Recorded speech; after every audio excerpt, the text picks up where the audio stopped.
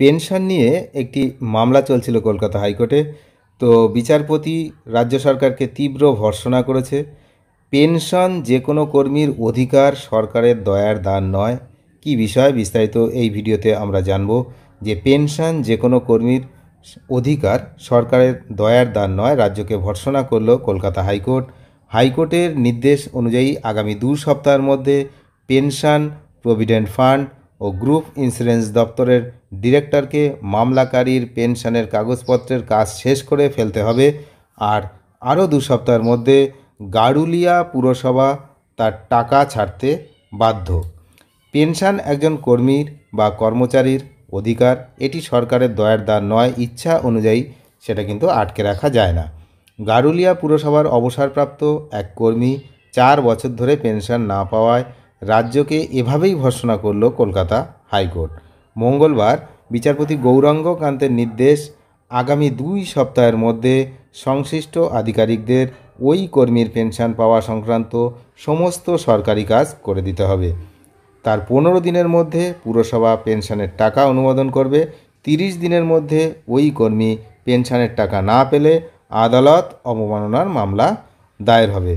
High court সূত্রে যেটা জানা যাচ্ছে, 1987 সালে উত্তর 24 পরগনার গারুলিয়া পুরসভার স্যানিটারি ইন্সপেক্টর হিসাবে চাকরিতে যোগদান করেন প্রবীর কুমার ভট্টাচার্য। 33 বছর 3 মাসের চাকরি জীবন, সেটা শেষ হয় 2021 সালের 28শে ফেব্রুয়ারি এবং সেই সময় তিনি অবসর নেন। তার অভিযোগ, অবসরের পর থেকে নানা বাহানায় পেনশনের টাকা আটকে রেখেছে পুরসভা। এই হলো বিষয়। তারপরে ওই টাকা পেতে তিনি হাইকোর্টের দ্বারস্থ হন। তার আইনজীবী শঙ্কর বিশ্বাসের বক্তব্য, নিয়ম অনুযায়ী একজন কর্মচারী অবসর নেওয়ার পরে পেনশন, গ্র্যাচুইটি, প্রভিডেন্ট ফান্ড সহ অবসরকালীন টাকা পাওয়া তার কিন্তু অধিকার এবং সেটা উচিত।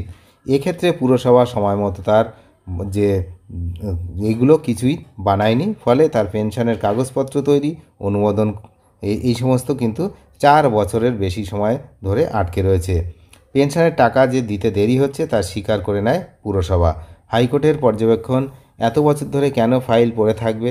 আদালত বলে যে পেনশন হলো কোনো কর্মচারীর অধিকার, তা সরকারের দয়ার দান নয় যে ইচ্ছামতো আটকে রাখা যাবে।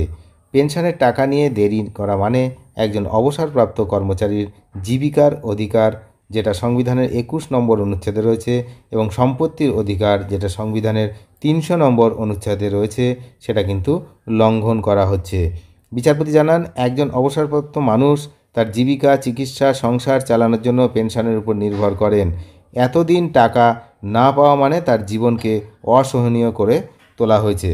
তাহলে হাইকোর্টের নির্দেশ কি না, আগামী 2 সপ্তাহের মধ্যে পেনশন, প্রভিডেন্ট ফান্ড ও গ্রুপ ইন্স্যুরেন্স দপ্তরের ডিরেক্টরেট যে মামলাকারীর পেনশনের কাগজপত্র সব কাজ করে ফেলতে হবে।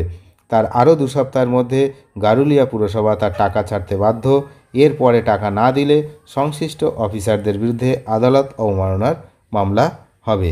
তাহলে এক্ষেত্রে এটা কেন ইম্পর্টেন্ট?